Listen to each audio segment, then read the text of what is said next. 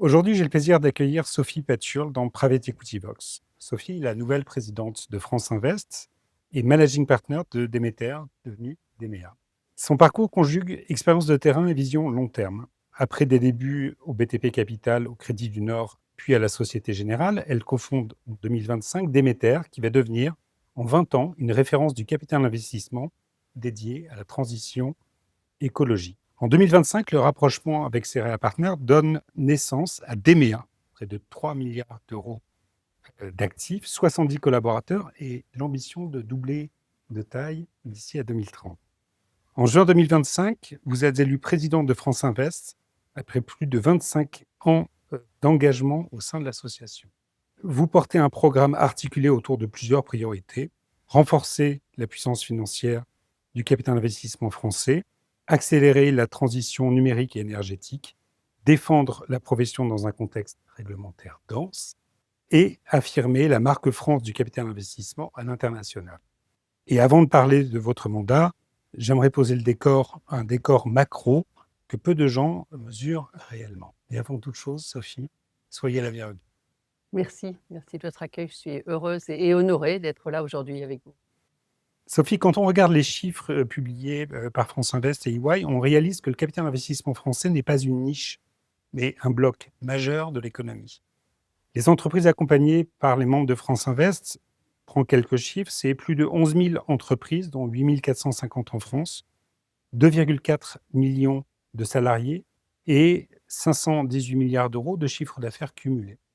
Sur les 5 dernières années, entre 2020 et 2024, les acteurs français du capital investissement et de l'infrastructure ont levé près de 180 milliards d'euros et ont déjà investi environ 160 milliards dans l'économie réelle. Ce sont des capitaux patients, appelés à transformer l'appareil productif sur la durée.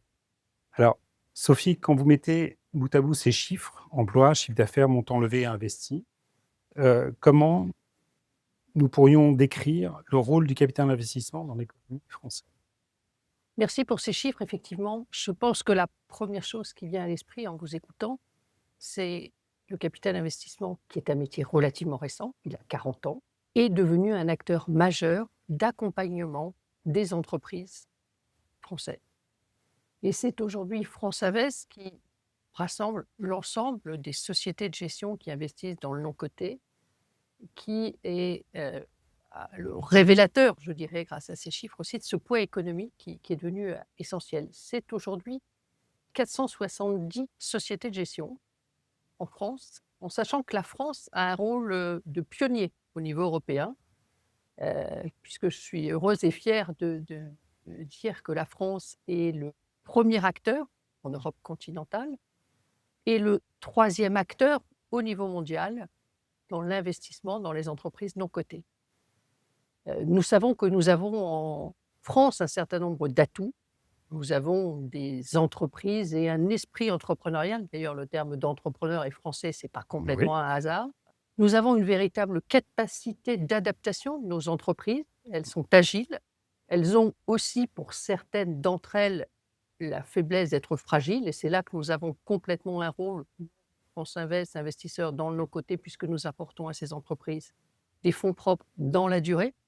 Et ce qui peut leur permettre de prendre des risques qui leur permettent de progresser et de gagner en compétitivité. On y reviendra. Je pense que c'est un sujet majeur aujourd'hui et je pense que le rôle du capital investissement et de France Invest aujourd'hui est encore plus important compte tenu de la période dans laquelle nous vivons, inédite, hein, avec un certain nombre de défis Ouais. à relever et un rôle majeur également des entreprises aujourd'hui à jouer. Donc, je pense qu'il faut voir le rôle très important du capital investissement globalement auprès des PME et des ETI. Ça, c'est le premier point, vous l'avez souligné. Le rôle également moteur de la France dans ce domaine, parce que, il y a une vraie excellence du capital investissement en France, parce que historiquement, il s'est développé avant les autres. Un chiffre aussi qui me paraît, une comparaison qui me paraît intéressante plus qu'un chiffre, c'est que le capital investissement en France, c'est plus que le capital investissement en Allemagne, en Italie et en Espagne réunis. Oui, c'est un bon point. Ce qui veut dire Oui. de l'expertise et ce qui veut dire aussi une capacité d'accompagner nos entreprises Mmh. en France, mais aussi à l'international et dans cette logique de construire une unité Oui. européenne, plus compétitive avec des aspects de souveraineté puisque, on le disait, un certain nombre de défis à relever aujourd'hui. Donc France Invest et être présidente de France Invest, c'est beaucoup de responsabilités. Heu, c'est aussi, la et nous en parlions ensemble hier puisque Mmh. nous avions une grande journée France Invest, c'est aussi beaucoup de responsabilités, Ouais. mais un véritable rôle essentiel que nous pouvons jouer et pas du tout seuls, mais en accompagnant nos entrepreneurs parce qu'ils sont là et en sachant aussi que de l'autre côté, nous avons un atout. On en a quand même quelques-uns en France et en Europe. On a celui d'avoir de l'épargne, Mmh.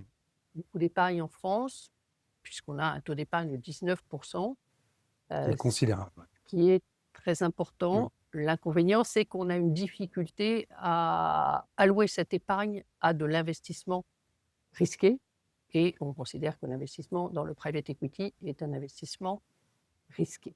Mais il Voilà. s'agit d'économies réelles. Il s'agit d'économie réelle, donc effectivement, il faut avoir une bonne compréhension de ce qu'est, l'entreprise Mmh. pour, bien comprendre comment, la création de valeur au sein des entreprises, c'est aussi de la création d'emplois, c'est aussi une plus forte dynamique Mmh. dans nos territoires.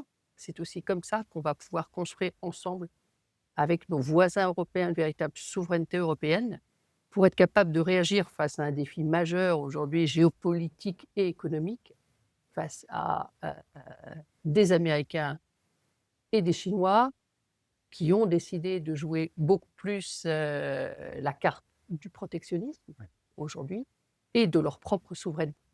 Donc, les données du commerce international et des poids relatifs entre les différents continents ayant considérablement évolué, Mmh. nous avons, nous aussi, à repositionner, en fait, un certain nombre de choix stratégiques dans lesquels les entreprises, je crois, ont beaucoup d'atouts Mmh. pour pouvoir s'y adapter.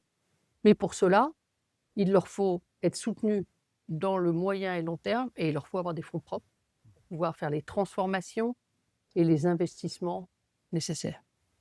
Sachant qu'on peut ajouter à cela un élément supplémentaire, c'est que le capital investissement, révèle une chose importante qui est l'attractivité des sociétés que vous évoquiez, de ce tissu économique pour des investisseurs étrangers aussi. Alors tout à fait, ça c'est un point important parce que la souveraineté, c'est effectivement la souveraineté, des matériaux, Ouais. du tissu de sa propre industrie, mais c'est aussi la souveraineté financière et elle est très liée à la capacité d'attirer ou pas Ouais. des capitaux. Alors effectivement, heu, on a d'ailleurs des chiffres, hein, c'est plus de la moitié, c'est 56 des fonds qui sont gérés par des membres de France Invest aujourd'hui, qui viennent de l'étranger. Et Et donc il c y a aujourd'hui une forte attractivité de la France. Pourquoi? Parce que je le disais, on a un vrai tissu d'entreprise en France, performant et on a, des sociétés de gestion qui sont reconnues par les investisseurs comme, d'excellence. Donc l'un plus l'autre, ça veut dire que nos entreprises créent de la valeur, ouais. créent de l'emploi et à partir de là, apportent un retour sur investissement tout à fait satisfaisant aux investisseurs. Mmh. Avec en plus de ça, parce que ça c'est propre, des différences entre la France, l'Europe et les États-Unis, c'est que même si la croissance est moins forte, elle est beaucoup plus stable en Ouais. termes d'évolution, beaucoup plus régulière, excusez-moi, c'est le Oui. terme que je cherchais.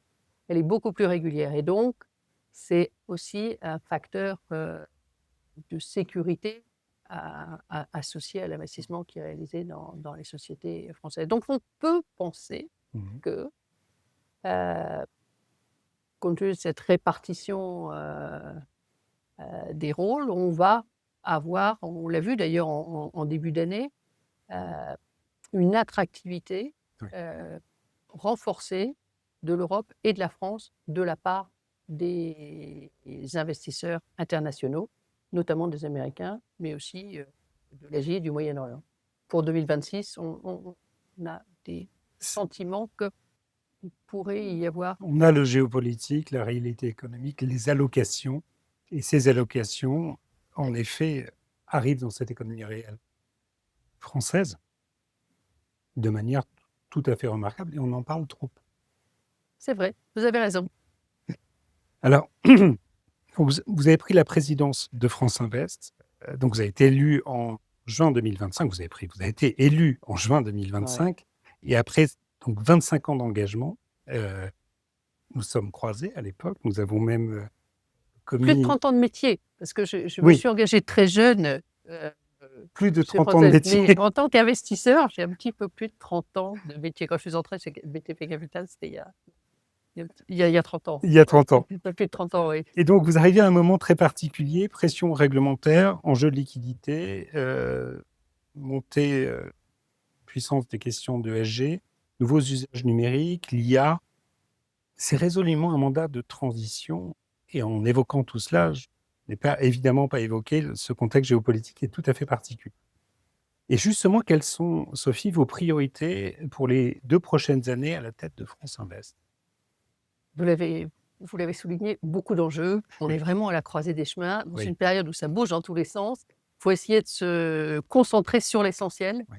Alors, pour moi, l'essentiel, c'est tout d'abord, je vais essayer de dire quatre points. Le premier, c'est la compétitivité. La compétitivité de nos entreprises, on est là pour accompagner les entreprises, pour leur permettre d'être plus compétitifs, parce que c'est en étant plus compétitifs qu'on crée de la valeur, de l'emploi et de la dynamique dans nos territoires. Ouais. Et la compétitivité dans notre pays passe très largement par l'innovation. Nous avons de la main-d'œuvre qualifiée, mais nous avons de la main-d'œuvre qui est chère. Mhm.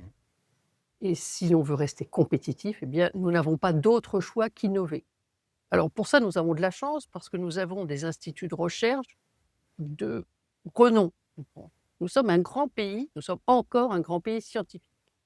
Donc nous avons, vous faisiez référence au CNRS, le CNRS qui est le premier institut de recherche européen. Nous avons le CEA, nous avons l'énergie nouvelle, nous avons des instituts de recherche d'INRIA de grande qualité.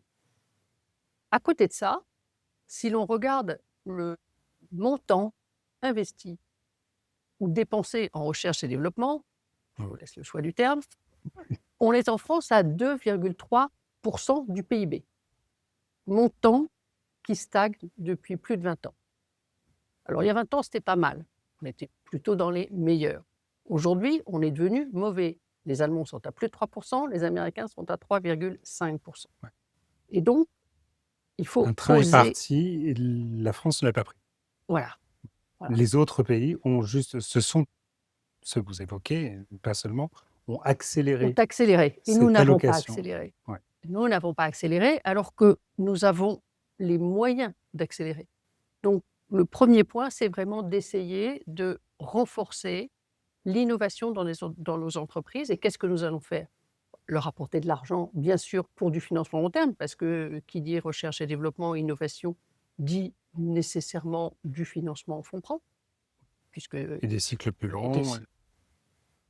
qu'il faut intégrer. Ouais. Il ne faut pas se mettre en difficulté non plus. L'investissement, ça veut dire aussi des moyens financiers de long terme. Ouais. Et ça veut dire aussi développer des passerelles entre nos instituts de recherche et nos entreprises, simplifier les relations entre elles.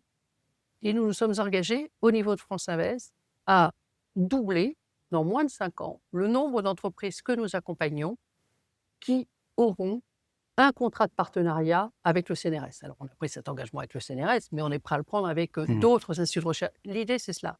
C'est vraiment de dire, aujourd'hui, faisons sortir les innovations, les travaux de recherche des laboratoires pour qu'elles apportent des solutions pour que nos entreprises deviennent plus compétitives. De la même façon, nous travaillons aussi avec le ministère de la Recherche pour simplifier également tout ce qui touche à la propriété, à l'API, au brevet, que les transferts puissent se faire de façon beaucoup plus simple que cela se faisait jusqu'à maintenant.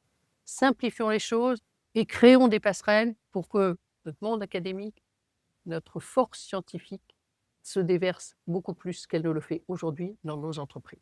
Peut-être l'agilité que vous évoquiez tout à l'heure de ces entreprises, du tissu économique français, accompagnées par les membres de France Invest, à ce point d'articulation, justement pour libérer cette innovation et faire en sorte qu'on rattrape ce retard en termes d'allocation sur l'innovation. Voilà, qu'on progresse. Ouais. Voilà, qu'on progresse en innovation, tout ça au service de la compétitivité de nos entreprises. Donc là, innovation. Innovation pour la compétitivité de nos entreprises. La deuxième chose, c'est lié, c'est augmenter notre force de frappe financière. Ouais. Nous avons des entreprises, des entrepreneurs, nous avons de l'épargne. Mmh. Orientons cette épargne vers les entreprises pour créer de l'emploi, de la valeur et financer, in fine, nos retraites. Je n'irai pas plus loin sur le sujet. Donc ça, c'est absolument essentiel aussi d'augmenter notre force de frappe financière. Alors on va le faire auprès d'une nouvelle, de la plus récente classe d'actifs, c'est la classe d'actifs des particuliers. Mmh. Alors aujourd'hui, c'est 5% de nos ressources qui viennent de la classe d'actifs du retail, comme on dit, Mmh. la démocratisation de notre classe d'actifs vis-à-vis de l'épargnant. Parce que c'est important aussi, moi j'en suis absolument convaincue, de rapprocher l'épargnant de l'entreprise. Et là aussi, on a un rôle à jouer. De leur tissu économique réel. Exactement, Ouais. comme vous le dites très justement, de leur tissu économique réel. Donc l'épargne n'est plus cette espèce de notion abstraite, mais Très l'épargne, administrative et distante, voilà, financiarisée. Là, on est vraiment dans du tangible. voilà, dans du tangible, dans l'entreprise dans Ouais. laquelle vous avez pu vous travailler ou dans laquelle travaillera peut-être votre fils ou votre fille demain. Ouais. Voilà, donc on a aussi un rôle à jouer. Alors cette classe d'actifs, elle se développe. Je dis aujourd'hui, c'est 5% des ressources, mais elle a progressé de 30% entre 2023 et 2024. Et beaucoup de sociétés de gestion ont fait l'effort de développer des produits qui sont accessibles maintenant au retail. Parce que c'est de la pédagogie aussi, c'est de la prise en compte d'un certain nombre de besoins, notamment une liquidité plus accessible que celle qui est donnée aux professionnels qui n'ont pas le temps, même si finalement l'assurance vie, les gens restent positionnés très longtemps sur l'assurance vie, mais c'est pas, il faut s'assurer que le retail comprend bien que cet argent va être potentiellement bloqué pendant longtemps, avant d'apporter la création de valeur. Mais il va être aussi mobilisé. C'est un des éléments compliqués, précieux, va être mobilisé au moment où il y a des investissements réalisés. On est sur quelque chose qui est beaucoup plus proche en termes de dialogue quant à la réalité économique, les besoins des entreprises, de ces cycles. On est à l'opposé de l'immédiateté de certaines Exactement. promesses d'investissement financier. Voilà. Oui, en effet, quand on accompagne une entreprise, ben, ça prend du temps. Et la transformation d'une entreprise, ça prend du temps. Et ce temps-là est protecteur, puisque ça permet de bien faire les choses et de se donner le temps de créer. On parlait d'emploi tout à l'heure, et c'est un des éléments très importants, et merci à France Invest de le mettre en avant. Cette création d'emplois est réelle et tangible, et on la mesure. Et donc, pour pouvoir se faire, ben non, on n'est pas sur un investissement de crypto. Exactement, voilà. C'est un peu différent. Voilà. Et donc, c'est pour ça que Je ne fais que c'est une mauvaise chose, mais c'est différent. Et il faut vraiment l'incarner, bien faire comprendre qu'on accompagne des entreprises dans leur aventure entrepreneuriale et qu'on est présent au temps essentiel de la vie d'une entreprise. On est là quand une entreprise se crée, Oui. France Invest et tous ses membres. France Invest est présent lorsqu'une entreprise a un gros projet de développement, un projet d'internationalisation, un projet de transformation. France Invest est là lorsqu'il y a un projet de transmission, donc aux Ça, il grandes faudrait qu'on en étapes de parle. la vie, C'est- très structurant. Ouais. France Invest est là, à travers ses 1570 membres, pour apporter une réponse à ces étapes majeures de la vie d'une entreprise, qui sont à chaque fois des opportunités, mais aussi qui présentent un risque. Est-ce qu'on va faire une toute petite pause sur cette question de transmission, parce que je ne suis pas persuadé que ce soit toujours bien compris. Pour nous, c'est une évidence, mais il s'agit d'une entreprise qui a une détention familiale, par exemple, et cette détention familiale, il y a une volonté de sortir, de passer la main, il y a des événements quelconques, et les options pour que cette entreprise puisse trouver la continuité de son cycle économique et de son capital, il y a très peu d'options. Une des options est que des acteurs étrangers puissent acquérir cette structure ou un concurrent historique national. Et en ce sens, le capital investissement propose quelque chose qui est absolument essentiel et qui garantit le plus de continuum possible à cette entreprise. Tout à fait. Et là, Et là, c'est un rôle à jouer très important et c'est une particularité du marché français aussi, et, qui ne et- serait pas possible sans capital investissement. tout à fait. Et c'est un phénomène aussi qui s'accélère, puisqu'on arrive à une étape où la génération est nombreuse. La part des dirigeants d'entreprise dont l'âge est au-dessus des 60 ans ou flirte avec les 60 ans est extrêmement important.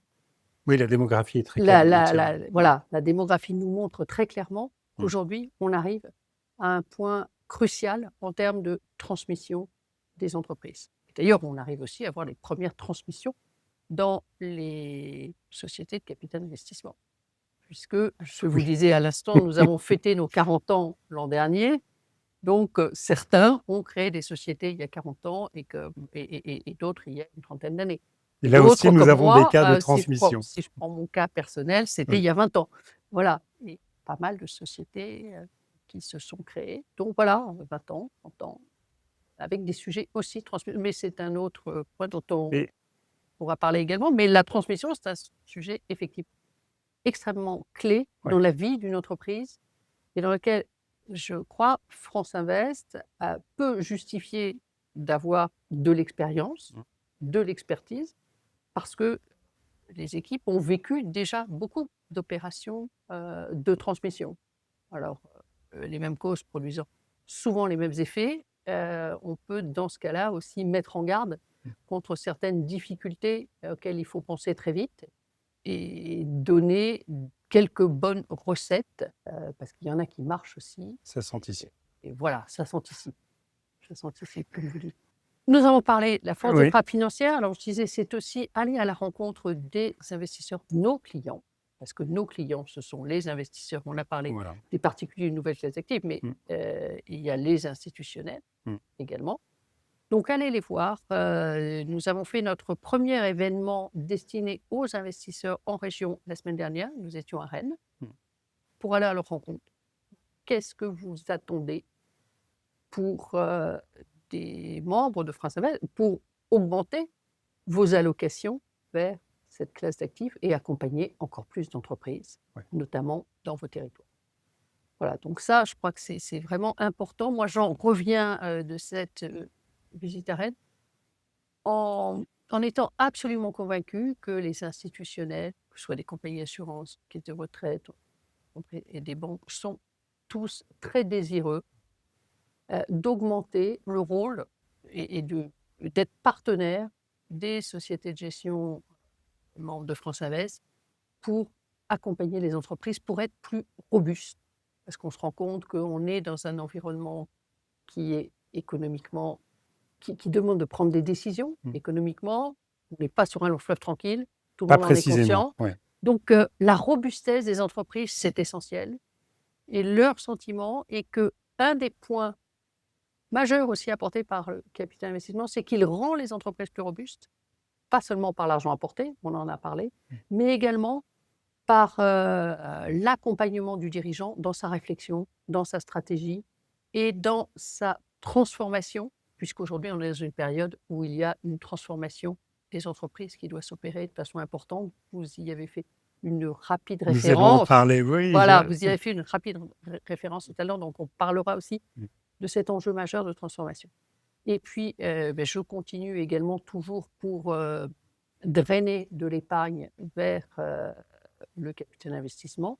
C'est aussi aller à l'international, puisqu'on a la chance d'avoir des performances qui sont, et un savoir-faire qui sont tout à fait dignes du meilleur standard au niveau international. Donc, aller à l'international, rencontrer les investisseurs pour leur dire, voilà, confiez-nous votre argent, qu'il soit investi en France et qu'il permette d'apporter un retour sur investissement en termes financiers et extra-financiers satisfaisants et qui s'inscrivent dans une performance durable et attractive.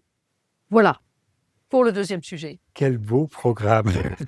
Alors, Quel très, très beau programme. Et le troisième, c'est la transformation, mais ça, je sais que vous tenez oui, on va... on va en parler différemment. Et le quatrième, c'est bien sûr accompagner nos membres Mhm. pour les représenter, pour que nous puissions définir ensemble, et là, avec les pouvoirs publics, un cadre réglementaire qui soit favorable Mhm. à notre activité et aussi aux entreprises. Ça, c'est essentiel.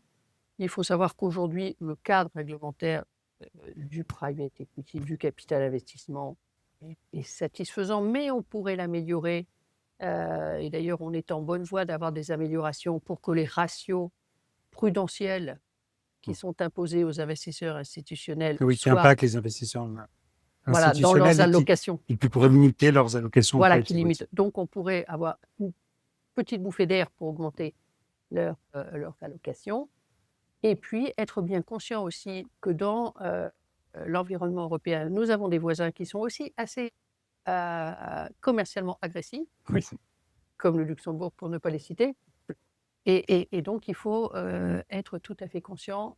Et nous sommes là aussi pour attirer l'attention sur ces aspects réglementaires. Il faut faire très attention pour qu'au niveau européen, il y ait des traitements qui ne soient pas défavorables à la France. Voilà. Nous entendons le message. Donc, justement, parlons d'innovation. Votre engagement ne se limite pas à France Invest et d'EMEA. Vous êtes également administratrice du CNRS, d'IFP Énergie Nouvelle et ambassadrice de France 2030. Ce sont 3 lieux où se réfléchissent politique scientifique, énergétique et industrielle du pays. On sent que l'innovation, chez vous, n'est pas simplement un sujet sectoriel, mais réellement une grille de lecture. Tout à fait. Alors, moi, peut-être, j'ai été sensibilisée à Ouais. l'innovation parce que je me suis intéressée à l'investissement dans la transition énergétique et écologique. Comme vous le disiez, Demeter étant un acteur de la transition énergétique et écologique. Et donc, je me qualifiais à l'époque, que nous nous qualifiions avec mes cofondateurs de Demeter, d'écologistes capitalistes. Mhm. Je veux dire par là que pour nous, il fallait effectivement s'inscrire dans de la croissance durable, mais dans de la croissance. Et que la façon de faire de la croissance durable, c'était bien évidemment d'avoir recours à l'innovation pour D'accord. permettre d'avoir une industrie plus faible en carbone, en émissions carbone, d'avoir également des solutions pour que on puisse économiser de l'énergie, puisqu'il n'y a rien de mieux qu'économiser de l'énergie en termes de carbone et puis d'un point de vue économique. Donc, apporter des solutions innovantes pour le traitement de l'eau, pour le traitement des déchets, pour préserver nos ressources naturelles. Oui. Et voilà d'où me vient fondamentalement ce goût pour l'innovation.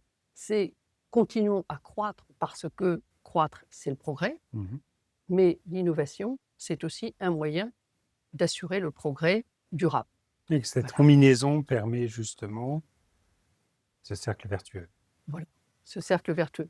D'où l'intérêt pour l'innovation. Alors, l'innovation, on y associe un risque. C'est vrai qu'il y a un risque d'innovation. C'est aussi un facteur majeur de compétitivité. Et là-dessus, il y a quand même eu un véritable écosystème qui sont constitués en France de véritables progrès très, je dirais, structurels. Et c'est pour ça qu'il faut, sur ces progrès qui ont été réalisés avec la French Tech notamment, il faut s'appuyer là-dessus pour continuer à aller plus loin et surtout pas s'arrêter là où nous en sommes, mais surtout pas remettre en cause ce qui a pu être construit au cours de cette période récente. Parce que c'est grâce, je pense, à l'innovation que l'Europe pourra gagner sa souveraineté et sa compétitivité par rapport aux autres continents. Et si certains auraient été distraits ces dernières années, le récent prix Nobel d'économie, on le rappelle. Et nous le rappelle, Draghi avait bien posé le cadre. en disant maintenant passer à l'action. Et moi, le message du prix Nobel, comme Sophie laissé Pagnot, oui. entendre, c'est de dire bon, alors, on y va? Ouais. Parce que qu'est-ce qu'on a fait en un an? Pour Draghi, on va dire que c'est un an. Il y a un an d'écart entre Draghi et Guillaume. Qu'est-ce qu'on a fait en un an? Les premières publications d'Aguillon en la matière datent il y a plus longtemps. J'ai l'impression qu'on ne les a pas bien entendues. Et On a du mal à passer à l'action. c'est compliqué. Intellectuellement, on comprend, mais la comprend mise en bien. pratique, c'est très compliqué. Et pourtant, les atouts sont là. Donc, c'est pour ça que moi, je dis, c'est de notre responsabilité. Et nous avons la possibilité, je pense, d'être un acteur clé de ce mouvement au niveau de France Invest. Faisons-le. Et beaucoup de membres, d'ailleurs, de membres, d'investisseurs se disent également très positifs par rapport à ce mouvement. Donc, on sent qu'il y a un vrai élan. Et ce que vous évoquez aussi, c'est que l'ensemble des prémices, des constituants Sont là.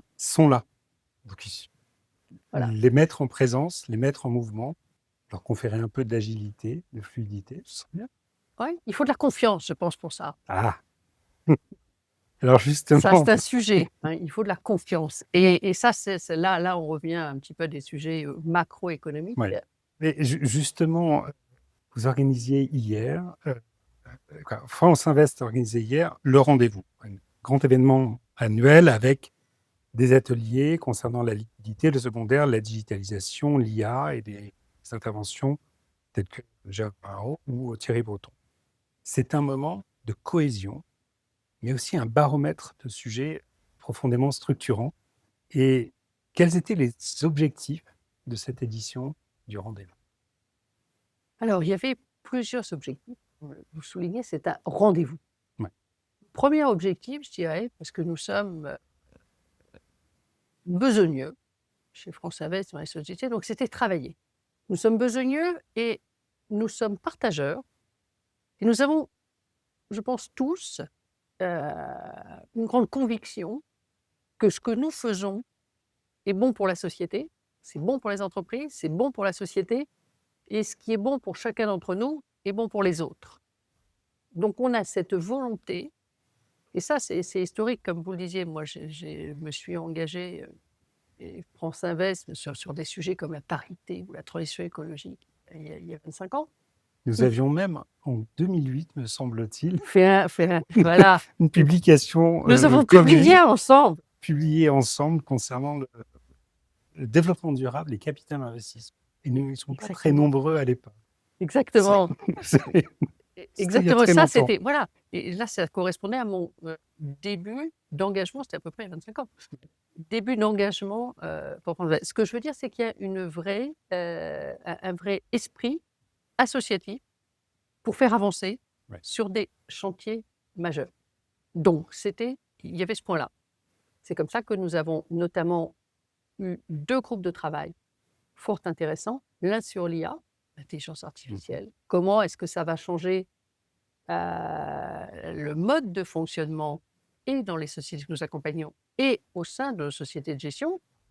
Comment va-t-on pouvoir capitaliser là-dessus pour dégager le temps qui peut être maintenant, pour faire des tâches qui peuvent être maintenant confiées à l'intelligence artificielle? Comment va-t-on pouvoir, nous, avoir davantage de temps pour être plus encore proche de nos entreprises, pour aider nos entreprises et développer des outils aussi qui nous permettent d'être plus pertinents dans notre accompagnement des entreprises. Donc ça, c'était sur l'IA, avec également, au sein de la profession, cet esprit de dire les plus avancés, qui sont beaucoup des gros acteurs, sont prêts à partager leurs connaissances, leur expérience et l'expertise qu'ils ont développée avec des plus petits acteurs, parce qu'on a tout à fait intérêt à embarquer l'ensemble de la profession. L'autre sujet, l'autre atelier qui était également très intéressant hier sur cette transformation des entreprises, c'était sur la décarbonation. Comment avoir une industrie plus décarbonée et comment aussi faire en sorte que la décarbonation soit un facteur de compétitivité de nos entreprises. En sachant aussi que décarbonation, on relie ça à climat, transition énergétique et écologique, et on se rend compte qu'aujourd'hui, l'ensemble de nos actifs, si on n'intègre pas cette composante de dérèglement climatique, sont en risque de perte de valeur. Ouais. Les études le montrent bien, je crois que c'est compagnie d'assurance Munich Re qui indiquait que l'an dernier, les dérèglements climatiques ont créé des sinistres de 340 milliards de dollars, un chiffre en forte augmentation. Donc, intégrer ça aussi dans nos actifs et dans le risque lié à l'entreprise, c'est absolument essentiel. Donc, voilà les deux sujets de travail. Vous le disiez aussi, c'est réfléchir aux grandes évolutions de notre métier. Nous avons notamment, dans les grandes évolutions de notre métier, on a parlé ensemble, le nombre d'acteurs. Plus d'acteurs, ça veut dire aussi plus d'acteurs spécialisés, plus d'acteurs diversifiés pour répondre aux attentes de nos entrepreneurs, que ce soit en spécialisation sectorielle, en spécialisation territoriale, en Le cycle de vie des cycle de vie entreprises. des entreprises, etc. Et puis, c'est également réfléchir ensemble aux problématiques de notre profession. Et une des problématiques essentielles aujourd'hui, c'est la liquidité, le retour sur investissement, pas en termes de performance, mais en termes de retour cash. Puisque l'environnement économique étant ce qu'il est, les opérations de rapprochement, fusion-acquisition étant moins dynamiques que ce que l'on a pu connaître, eh bien, il y a moins de sorties de cash et nous renvoyons moins d'argent à nos investisseurs. Globalement, ils avaient plutôt dans leur ratio de l'ordre de 20% par an, à 25% par an, et tout ça a été diminué par 2. Donc, c'est un sujet, parce que moins de retours vis-à-vis de nos souscripteurs, c'est aussi moins d'investissement, et donc des levées de fonds plus difficiles, plus longues. Et on l'a vu d'ailleurs, les levées de fonds se sont, au cours des 3 dernières années, très nettement allongées. Elles sont passées à 23 à 24 mois, soit plus de 50% d'augmentation de la durée entre le premier et le dernier closing. Est-ce que tu une mesure objective très, très claire? Et c'est français, c'est européen, puisque le FEI affichait ses chiffres. Ce ne sont pas les mêmes, mais le taux de progression est le même. On a pris 50% d'allongement de la durée des levées de fonds en 3 ans. Et ce qui perdure l'ensemble de la chaîne de valeur. Et en effet, il faut être capable de l'intégrer et peut-être d'y remédier si cela est possible. D'où le développement. Parallèlement à ça, qu'est-ce qui s'est développé? Le secondaire, très largement, et les fonds de continuation. Nous avions donc un groupe de travail Sur les hier continuation funds. sur les continuation funds et le développement du secondaire, qui est une réalité. Et on parlait d'Evergreen un peu hier Alors hier, on n'a pas tellement parlé d'Evergreen, non. C'est une nouvelle tendance de marché parce que ça fait partie des questions, en tout cas, qu'on voit apparaître sur le marché. Il y a de nombreuses initiatives, effectivement, et de sociétés de gestion qui réfléchissent aujourd'hui à faire des evergreens. Alors, il y a aussi beaucoup d'evergreens à destination des particuliers. Pourquoi? Parce qu'effectivement, l'evergreen, ça permet une entrée-sortie au fil du temps. Et donc, ça résout en partie. Enfin, c'est une réponse apportée à cette contrainte de liquidité qui est associée au fait que l'investissement dans les entreprises, c'est un investissement de long terme. Mais c'est une réponse appropriée pour une partie des investisseurs. Donc, il y a cette question de point d'équilibre, de duration. Toutes ces évolutions-là, évidemment, sont intégrées. Et globalement, le baromètre était comment hier? Le baromètre était positif. Le baromètre était positif. Si on regarde notre métier, la confiance dans l'évolution de notre métier, la difficulté dans laquelle sont effectivement, à laquelle sont confrontées les entreprises aujourd'hui, était claire.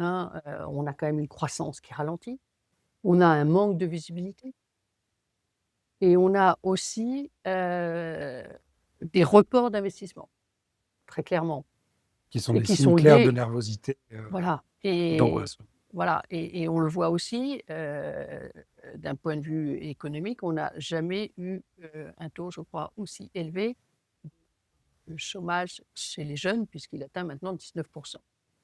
On a augmenté encore de 2 par rapport à l'an dernier, ce qui est énorme. Donc on a des facteurs sur les entreprises, heu, qui ne nous rendent pas optimistes, mais sur, la profession et le rôle, heu, joué par la profession, on se sent investi d'une responsabilité. Voilà, donc il Mais faut avoir du leadership, il faut y croire et on a quand même des atouts qui permettent de dire que si on agit en considérant qu'on peut travailler valablement avec nos voisins européens, qu'on peut créer aussi au sein de l'Europe un marché qui va favoriser les entreprises innovantes qui sont essentielles à la constitution d'une souveraineté. ce qui est vraiment des enjeux majeurs aujourd'hui, On on a est bien. on voilà, on Et on, les a tout pour et le on faire. pourrait ajouter une chose, c'est que, alors sans être complètement antifragile, le capital investissement a démontré sa capacité à passer des phases économiques, de cycles très complexes. Euh, on l'a Tout vu à fait. très récemment, si on prend Covid par exemple, 2008, quoi, toutes ces phases-là, même au tout début de ma carrière en private equity, quant au l'éclatement de la bulle Internet, les choses, il y a un continuum, il y a une stabilité. Tout à fait, Il y a un Antoine, côté ça beaucoup moins exubérant que ce que l'on peut voir dans d'autres domaines financiers.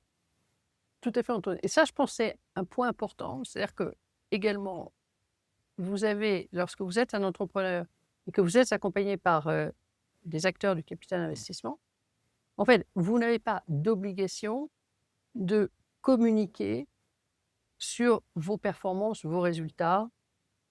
Vous avez la possibilité de communiquer sur des performances et du résultat qui s'inscrivent dans la durée. On a le temps d'exécuter. On a le temps de transformer Ouais. l'entreprise. Et ça, c'est absolument essentiel. Et si par contre, on est véritablement obligé de faire de la communication sur la valorisation à un instant T, si je vends la société à un instant T, il est clair que quand elle est pardon, en plein cycle de transformation, et que vous vous arrêtez au milieu du gué, Certains peuvent surréagir et demander à ce que la décision stratégique prise il y a 6 mois soit remise en question, ce qui est extrêmement perturbant, ce voilà, qui ne mène nulle part en définitive, ce qui détruit beaucoup de valeur voilà. potentielle. C'est pour ça que le système, pour le faire évoluer, pour donner de la liquidité quasiment à l'instant T à un souscripteur et un investisseur dans le private equity est un sujet, extrêmement complexe. Bien sûr.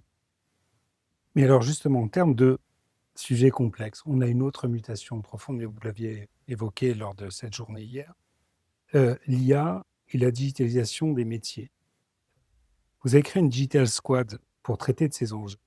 On parle de sourcing, de due diligence, de Mmh mh. monitoring, de Mmh. reporting, et on comprend que toute la chaîne de valeur est concernée par cette Digital Squad.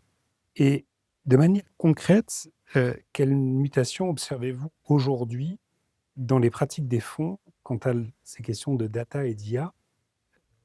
Et sommes-nous simplement au début de cela? Alors je pense qu'on est encore au début, Mmh. effectivement, qu'il y a beaucoup, beaucoup de choses en attente.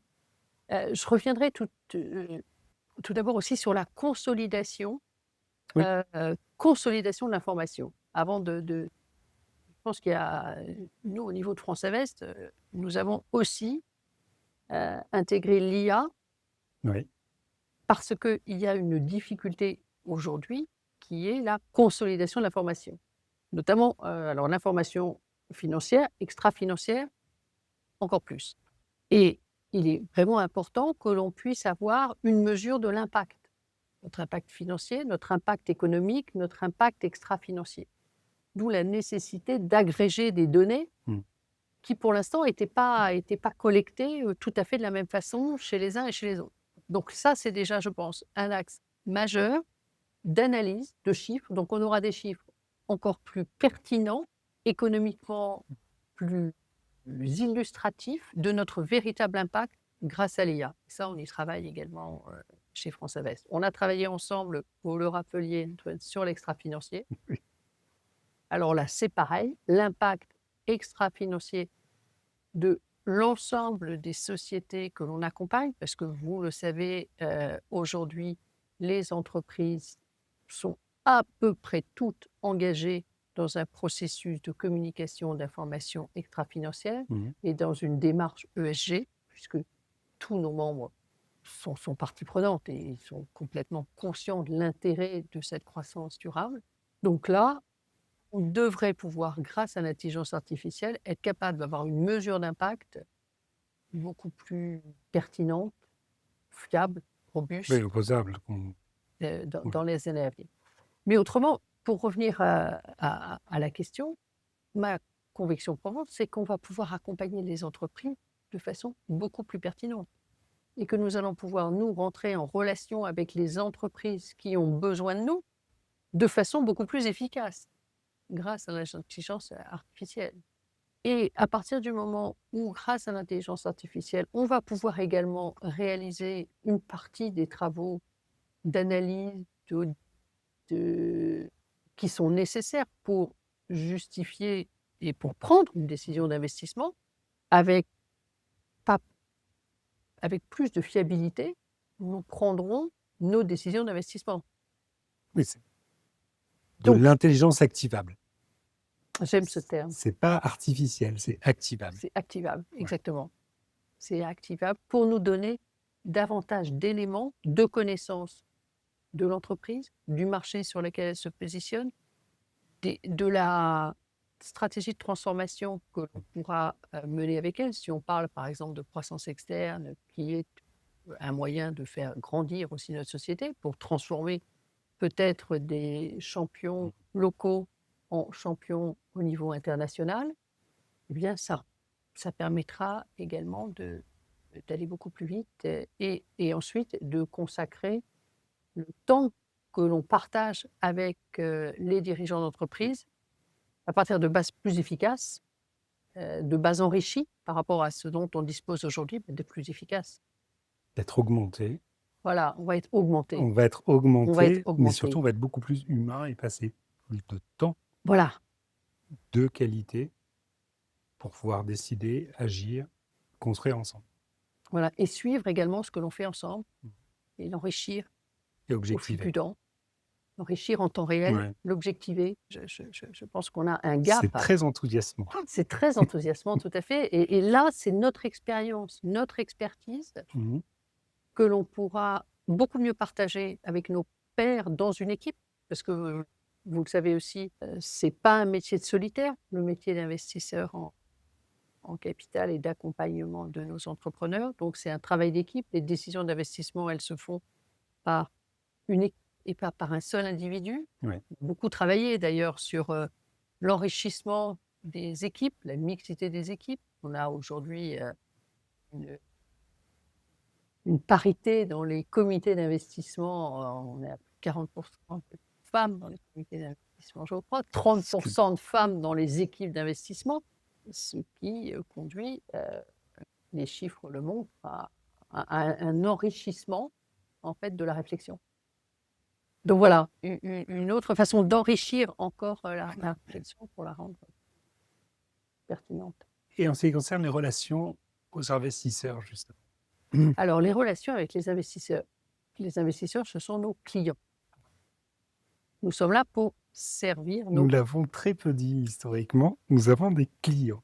Je pense Très important. que Je pense que c'est qu'il le faut cas. les considérer comme des Alf. clients. Je suis absolument convaincu. Et donc, nous sommes là pour leur apporter un service qui corresponde à leurs attentes. Ouais. Donc, d'ailleurs, nous étions très fiers hier parce que nous avions beaucoup d'investisseurs, PIS, comme on les Ouais. appelle, qui participaient à notre événement, C'est un vrai qui marqueur. participaient à nos ateliers, puisqu'on avait 3 temps. Je disais, on travaillait dans d'échanges, des petits endroits pour pouvoir se rencontrer, passer du temps ensemble. C'est très important de pouvoir échanger avec un autre dirigeant de société de gestion, quand on est confronté à un certain nombre de problèmes. Parce que si vous faites la même taille, si vous êtes à peu près sur le même marché, il y a de fortes chances qu'il ait à peu près la même difficulté que vous. Donc c'est bien de pouvoir Le discuter contraire avec serait l'autre. surprenant. Donc on est là aussi pour favoriser ce type d'échange, ce qui a été, un grand succès de la journée d'hier. Et nos investisseurs également étaient là. Leur posons la question et c'est pour ça que je vous répondais aussi tout à l'heure sur le sujet de la consolidation de la donnée, notamment de la donnée extra-financière. Ils seraient désireux, les acteurs territoriaux notamment, d'avoir encore plus d'informations concernant l'impact territorial des investissements que nous réalisons. Et une des difficultés, c'est d'agréger très simplement les données. Et eux, de la même façon, quand ils investissent dans plusieurs sociétés d'investissement, ils aimeraient bien pouvoir très simplement agréger tout ça et ils se rendent compte que c'est pas si simple d'agréger tout ça. J'en ressors aussi, avec, nos investisseurs, ils nous font confiance. Ils ont vraiment confiance dans la Mmh. profession du capital investissement et dans notre capacité à transformer les entreprises, à les accompagner aussi à l'international, ce qui est également une source de création de valeur. Alors vous me direz, ceux qui sont venus là étaient ceux qui avaient envie d'échanger aussi, donc Oui, mais historiquement, c'est une marque, en tout cas, c'est une marque aujourd'hui très importante qui atteste du fait qu'il y a tout un écosystème d'accompagnement, de financement, à la fois est présent dans le temps. Je précise cela parce que ouais. certains acteurs en finance ont disparu du marché. Certaines classes d'actifs ne sont plus là. Mais ce qui caractérise, je pense, le Donc il y a cette private equity, durabilité qui est très importante. ouais, parce que nous sommes vraiment au croisement de l'industrie et nous sommes des acteurs financiers, mais tout autant des acteurs industriels. On est vraiment un mélange des 2. Oui, il y a une prise du réel qui est... Voilà, on ne peut pas se détourner du réel. absolument pas. Le Donc capital on a investissement. voilà, le capital investissement, c'est rapprocher Mmh. le monde de la finance du monde industriel. Donc on est un être hybride un peu entre les 2, ce qui fait que nous restons, très très proches du concret et le concret, quand on parle d'entreprise, création de valeur des entreprises et de transformation des entreprises de nos côtés, on s'inscrit nécessairement dans la durée. Le 18 décembre prochain, alors pour ceux qui vont nous écouter ou nous regarder après le 18 décembre, je vous invite à consulter ce document. France Invest va publier cette étude qui est très suivie, qui est la nouvelle édition de l'étude concernant la création de valeur et le poids économique du capital investissement français. C'est un document structurant qui nourrit le dialogue avec l'État, les investisseurs et les médias. Est-ce que vous pourriez nous dire ce que cette nouvelle étude va nous montrer? Alors je vais déjà, je pense, m'inscrire dans ce que vous a déjà dit. On Ouais. continue à créer de la valeur. Voilà. Donc là-dessus, la création de valeur, elle est là. Elle est là principalement grâce à la croissance. Plus de 75 77 pour être précise, de la création de valeur vient d'une croissance des résultats. Et la création des résultats, elle vient d'où? Elle vient essentiellement de la croissance. Le premier facteur, c'est la croissance interne. Mmh. Le deuxième, c'est la croissance externe. Et le troisième, loin derrière, c'est l'amélioration des marges. Donc la croissance est un vrai driver. Donc il se passe quelque chose dans ce monde, ce monde du capital Voilà, investissement qui fait qu'il à partir du se moment passe quelque chose en où termes une de croissance. entreprise a un capital investisseur à son capital, en principe, son taux de croissance progresse. Voilà. Voilà, il y a un lien de cause à effet, sans doute. En tout cas, les statistiques sont là, elles le prouvent. C'est la croissance qui est le principal, driver de la création de valeur et c'est pas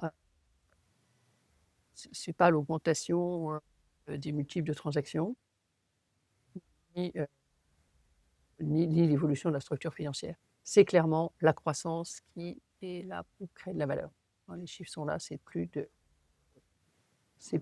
77 de la croissance des résultats qui Mmh. explique, la création de valeur et 84 de la croissance de l'activité Mmh. d'une entreprise, 16% seulement de l'amélioration des marges qui explique la création de valeur. Donc voilà, la croissance, nous sommes des accélérateurs de croissance. Et toujours des créations.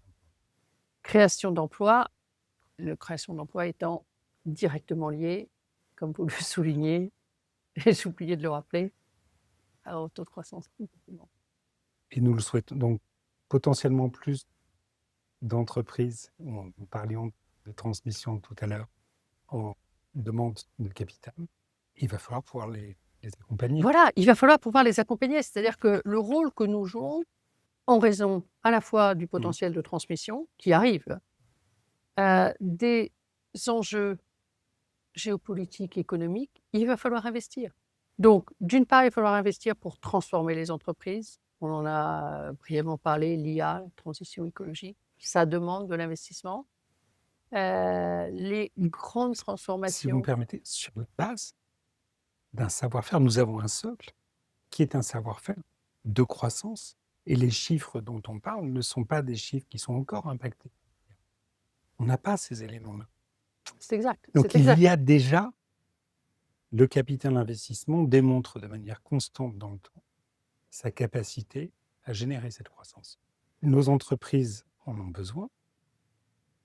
Donc comment fait-on pour faire en sorte que ce besoin soit parfaitement rempli si en effet s'il va croissant? Nous sommes dit que l'épargne était disponible. On ne va pas ouvrir un débat concernant la retraite, mais il y a une vraie question. On a quelque chose de tangible, proche de nous, qui a démontré au long cours sa capacité. Comment est-ce qu'on peut accompagner les équipes, ou mieux accompagner les équipes que vous, membres de France Invest aujourd'hui? Tout à fait. Il faut qu'il y ait une véritable prise de conscience du lien direct entre l'épargne Ouais. et la création de valeur, la création d'emplois et le financement de notre système de protection sociale. C'est ce lien direct qui n'est pas aujourd'hui dans les esprits de tout un chacun. Mais alors, ça semble être frappé du sceau du bon sens, mais c'est en effet très compliqué de Alors, le faire comprendre. il y a un sujet dont on n'a pas parlé, sur lequel on travaille aussi beaucoup chez France Invest, c'est le partage de la valeur. Partie des grands engagements dont on parlait déjà ensemble il y a quelques années. L'environnement, le social, la gouvernance, le partage de la valeur. Donc, nous travaillons aussi beaucoup pour favoriser le système de partage de la valeur dans les entreprises, que les outils soient de plus en plus aisés à mettre en œuvre.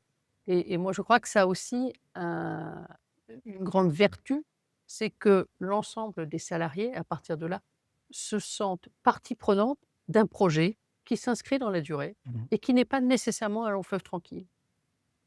Ils sont partie prenante du projet entrepreneurial.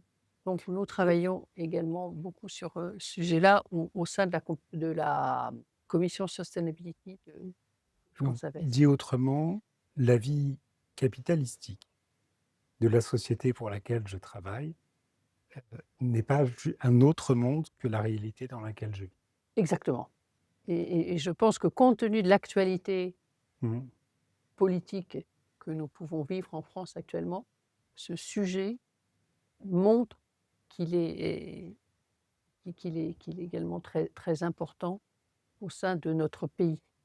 Vous allez avoir... Alors, qu'est-ce que nous pouvons, Sophie, vous souhaiter pour, à la fois pour France Invest, évidemment, mais pour cette industrie, dans une période qui s'annonce, une période riche de rendez-vous importants, dans un contexte qui est un contexte où on se pose la question de savoir, en définitive, la normalité, puisque nous finissons par ne plus être surpris d'être surpris. Qu'est-ce que nous pouvons vous souhaiter? Je pense que nous pouvons nous souhaiter que l'ensemble de la profession garde cette cohésion, cette énergie, cet engagement à côté des entrepreneurs qui eux aussi ont encore de l'énergie pour garder confiance. Oui. Parce que garder confiance, ça veut dire investir. Là, je parle de nos entrepreneurs, ça veut dire créer des emplois. Donc, vraiment, je pense qu'on a aujourd'hui un petit déficit de confiance à tous les niveaux, que 2026 soit un regain de confiance, Mmh. un regain de visibilité pour que l'on puisse gagner en compétitivité et innover. Soyez-vous entendus. Merci beaucoup pour cet échange. Le Mais lendemain d'une grande journée et nous suivrons et nous lirons avec grand plaisir la publication du 18 décembre, de vraiment tout le meilleur. merci beaucoup Antoine de cet échange, et c'était, très enrichissant aussi de pouvoir échanger avec vous sur un métier que vous connaissez très bien. Et puis à très bientôt. À très bientôt Antoine, merci. Merci.